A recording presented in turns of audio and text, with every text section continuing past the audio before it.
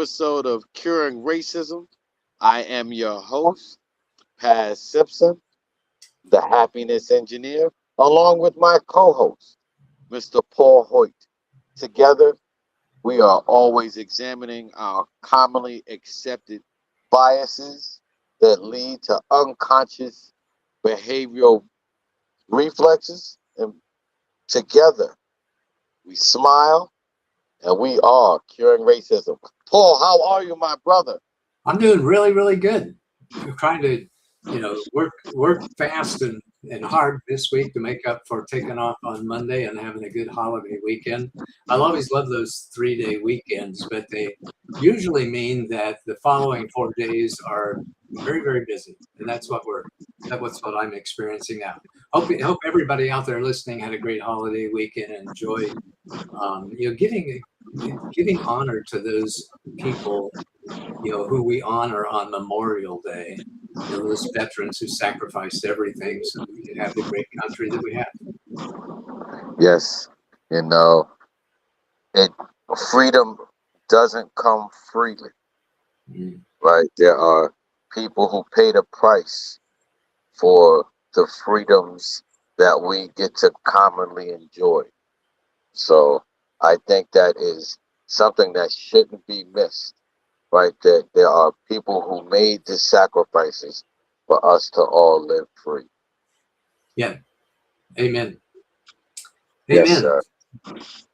We Now, we chatted a few minutes ago about one of the things that we wanted to talk about today, and I appreciate the opportunity to talk about how easy it is to be angry, how easy it is for us to hate other people, and how easy it is for us to be manipulated by those who understand that and can use it to their own advantage. Um, we human beings are genetically predisposed to be fighters. That's who we are. That's part of our nature, part of our blood. It's the reason why we human beings survived, over the eons, was that we were fighters. We fought against the predators. We fought against the environment. We were fighters. That's the way that we survived, and that has become a genetic predisposition to all of us. We're also fearful creatures. We see danger before it gets to us. We react to danger in the classic 3 ways of fight, flight, and freeze. And fighting is one of those most common responses. And that can be leveraged by people in power who essentially show us who the enemy is and blame them sons of bitches over there because they're the source of all of your problems. We all need to get our rifles and our guns, and we need to go after those people because they're the reason why you're suffering. And I guess humans really need to learn to recognize that, to admit to ourselves about the anger that we have, the fear that is underlying that anger, and how easy it is to be manipulated by other people. yes. And I think that's very important to understand that when we are angry, we are also not of sound mind, right? So it is easier to be manipulated when we're not of sound mind, right? Anger changes our way of thinking, our way of behaving. So we must always ask ourselves before doing anything, right? Is this being done out of anger, right? A lot of times we use anger and vengeance and call that justice. They are not the same, right? And it is important to know the difference, right? I can be angry that you offended me. I can go and do something back, an eye for an eye, but that does not always equal justice. And I think, when we spend more time, right, focused on justice and love, right? Justice sometimes says that I can walk away and come back another day because your means of trying to offend me did not really harm me, right? There are people who do things that do not deserve a response, but we still choose to meet them in anger, right? Yeah. That means we're not moving in a sound mind. So, yes, Paul. I started working at being a less angry person when I was 19 years old, which was a long, long, long time ago. And it took me decades to get to the point to where I had my first day where I wasn't angry at all during that day. What I don't think I realized for a long time was that anger was that natural reaction to fear. And what I was really trying to do was to reduce my fear, to become more confident, to become stronger, to have greater faith, to really become more humble and more, and more open and more loving and kind as the antidote, as the solution to that fear that was underlying the anger. So I've worked on it really, really hard. And I remember, I had this bit of an epiphany in 2004, and that's another story. But for the next 5 years, I worked every single day on being a happy person, a person who was not angry, not even once during the day. I looked at all of the triggers that I had, and I looked at all the reasons I was getting angry, and one by one dealt with them until I finally had a day on October 17th, 2009, which is the first day of my life that I didn't get angry. It was my son's wedding during that day. And so I got up in a good mood. We went to the wedding. We had the party afterwards. I didn't even get angry when the cops showed up at 10 o'clock and asked me not to sing quite as loudly as I was singing. But that's the antidote. If we look at our anger and see that that anger is a response to fear, and that love is the cure to fear, love of ourself, faith in our divinity, confidence in our abilities, um, as the antidote, as the cure to that fear, which is the source of our anger, we will not be nearly as susceptible to being manipulated by those who would manipulate our fear and manipulate our anger for their own purposes and for their own benefit. I love that you say that. And I really want to stop and really get people to understand when there's anger at those, especially on a racial level, when there's hatred, of course, cultural level, the question that should be asked is, what are you afraid of? Right? What is it? What is it that you're afraid of? Because usually you may be afraid that they're going to do what your ancestors may have done to them, or they are going to treat you like you may speak about them in closed rooms when no one's around. You know, there was a great video I watched the other day, and it was what how white people sing rap music when black people aren't around, right? So, And yeah. it was really funny because they were with their black friends and they would sing the songs, and then when the N word would come on, they would cover their mouths or look away, you know. But when their black friends weren't around, and and and it was just a group of white men, how they leaned into the N word, and they all giggled that they can say it together, you know. And I found it funny because, you know, what we find that leads to the anger, that leads to the hatred, and you'll find it's not just across racial levels, right? Is most people are deflecting, right, how they feel inside. So because I'm afraid, I have to make you the villain, right? Instead of saying, I'm afraid, so that we can both fly high together. Yeah.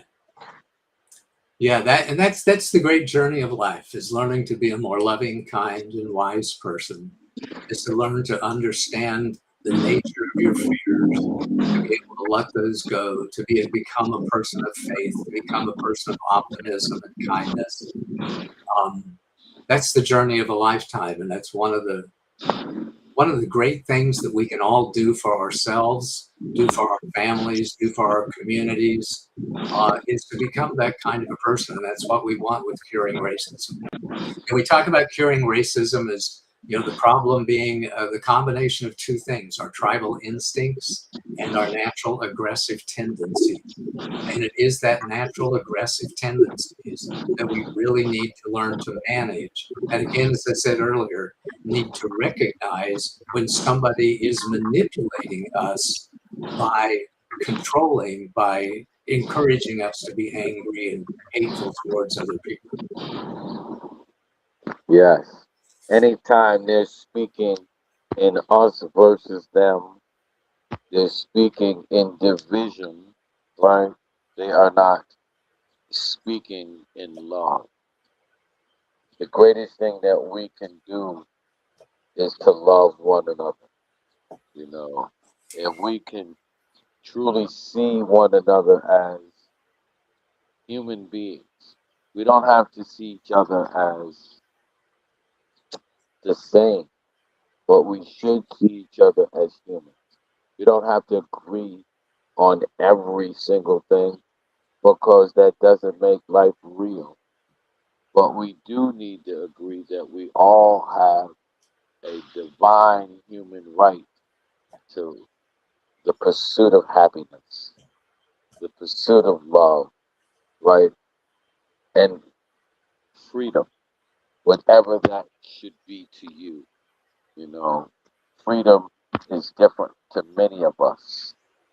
And to know what that is, to define it for yourself, so that you can become even more productive, even more loving, even more effective in this thing we call life and among other human beings. Yeah. Amen. Well said. And when it comes to tribalism, when it comes to racism, as it turns out, people who don't look like us, talk like us, think like us, they frighten us. It's scary. We need to have the confidence to learn to see through those superficial differences that divide us, so that we can discover and embrace those common values that unite us. Common values like wanting to lead a healthy and happy life, wanting to have a strong family, wanting to live in peace. Um, those are common values that unite humans, no matter where we are, no matter what country we're born in, no matter what religion that we were brought up in, no matter what. So let's just focus on those common values, and together we can use that common focus to cure racism. Yes, yes. That we have more similarities than we have differences.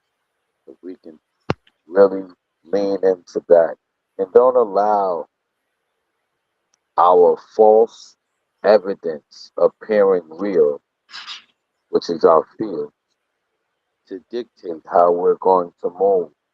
I still remember, you know, while in college, someone asking me if Harlem, because I grew up in Harlem, New York, if Harlem was like a third world country, like all of the death and destruction that they saw on the news, you know, I'm like, Harlem's a friendly neighborhood.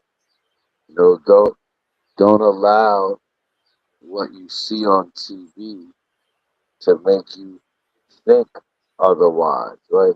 He was afraid to come to Harlem, which, I told him Harlem is the only place in America where there's the Schomburg, which is a all black library which celebrates, black authors of the past and of the present. There were so many different things that they were missing because they were told something. And then when he went to Harlem, he realized his neighborhood was probably a lot rougher, right? Because it's a lot smaller. It's a lot denser, and there are a lot more guns per person. Huh. You Wow. know, so I say that to say we hear stories all the time, right? We have to understand whether those stories are stories of fantasy that allows us to see a better future, a brighter world, or these stories of fright that makes us fear our fellow man. But each one of them are stories that we need to make sure that we check before we accept them. Because fear, just like love, is a choice. Yeah. Amen. So thanks for listening to our podcast today. We love to talk about the causes and the effects and the cures of racism. And I just, a word of encouragement from both of us to go out and live a more loving and kind life. See through those fears, to recognize when other people are manipulating your fears and your anger to their own benefit. To see through those superficial differences that divide us, to look for the common goodness in all people, and live your best life possible. We're here for you.